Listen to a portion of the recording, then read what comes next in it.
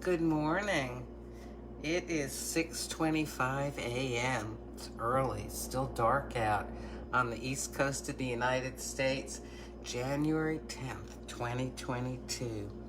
So I'm still listening, almost done with the book A Short History of Coffee by Gordon Kerr. And oh my goodness, it's so interesting.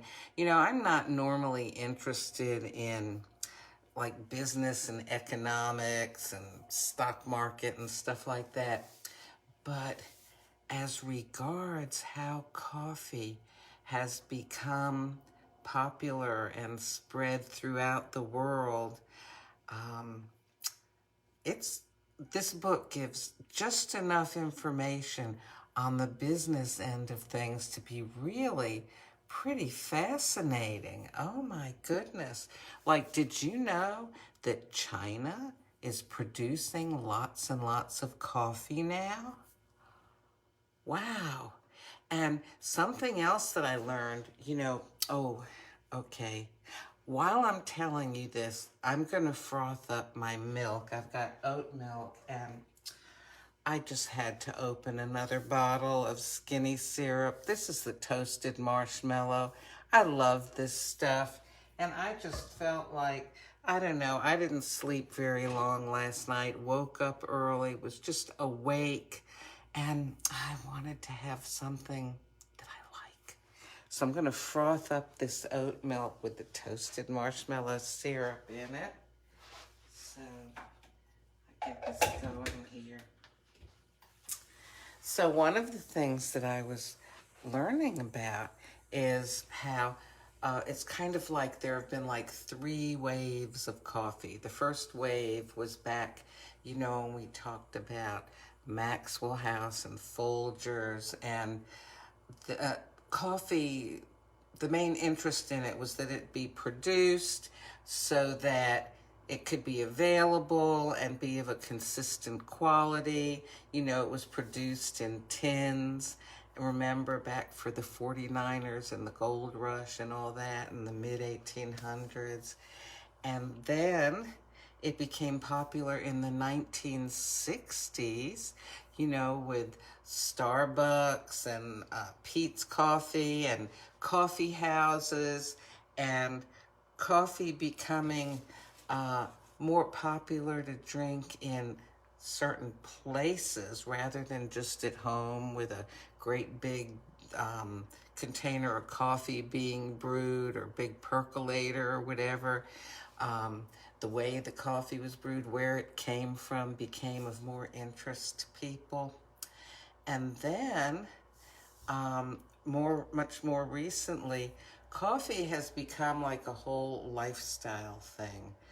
A lot of interest in where it's grown and how it's grown, in the taste of it, even in how it's prepared, even in the aesthetics of how the mug that you use or the cup that you use affects the whole experience of having your coffee. Oh, good, it's ready. People have even gotten into coffee tastings just like they do with things like wine and cheese, with golly, have you ever seen something labeled specialty coffee?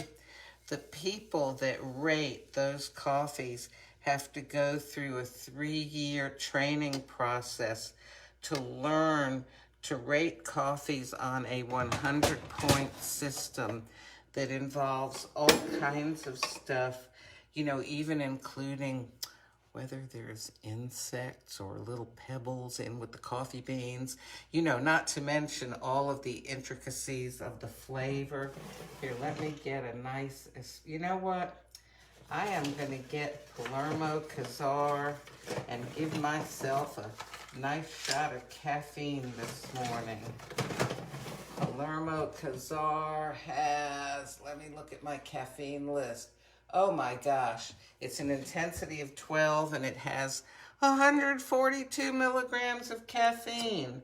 That's like a regular, 8-ounce cup of coffee. So I'm making it on my Pixie warm up the water, as an espresso. I've got this frothed, toasted marshmallow milk. Okay, come on, heat up coffee. It's almost ready. Or heat up water, I should say. You can tell the lights are flashing. It's heating up the water. Anyway, so there are people who are experts in rating coffee. It's ready. Just like the people who do that with wines and cheeses, and there's people who do that with chocolate too. So the third wave, if you will, of coffee involves just the whole sort of specialness of every aspect of the journey of the coffee, from when it's planted to when it finally comes to your house in your cup. It used to be, like even in many offices, that there'd just be a big old thing of coffee, and everybody would just go and fill up their cup. And the coffee was pretty much produced by large companies that would sell to to your company to make these great big vats of coffee. And now, more and more these days, you're seeing at various businesses and companies, they've got things like the Nespresso capsules. I think a lot of it started with the Keurig type stuff, but now it's getting even more special, where you can get almost a barista creation of coffee, because people are really interested in that. Well, in the United States anyway. But actually, oh wow. I'm telling you, this is like 3 to 4 ounces of milk and an ounce or maybe a little bit more of the toasted marshmallow syrup. And I can still really taste that Palermo Kazaar. Is it because it has more caffeine? No. It's just because it's a stronger coffee. It's grown and roasted and blended to have a really powerful taste. The intensity being 12, and for Nespresso 13 is the highest intensity for these original line capsules. Well, anyway, so, just as things have changed in our world with more awareness of where our food and drink comes from, and getting into the little details about it, and a sort of a whole lifestyle culture. We don't just eat just to keep up our energy. But now, at least in the United States and in other developed countries, Great Britain, Australia, and actually even in a lot of Eastern countries as well, coffee culture has become something that people are really into. And they're not just drinking that cup of coffee to perk themselves up, not just as a stimulant or to kind of ward off hunger.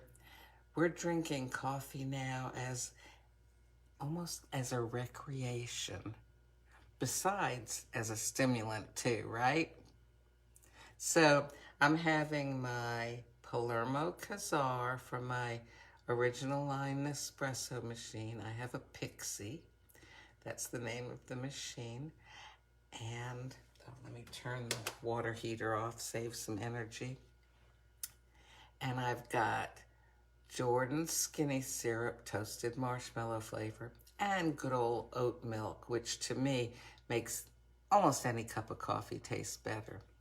Well, I see that most people are probably still asleep, but good morning to those of you who are watching.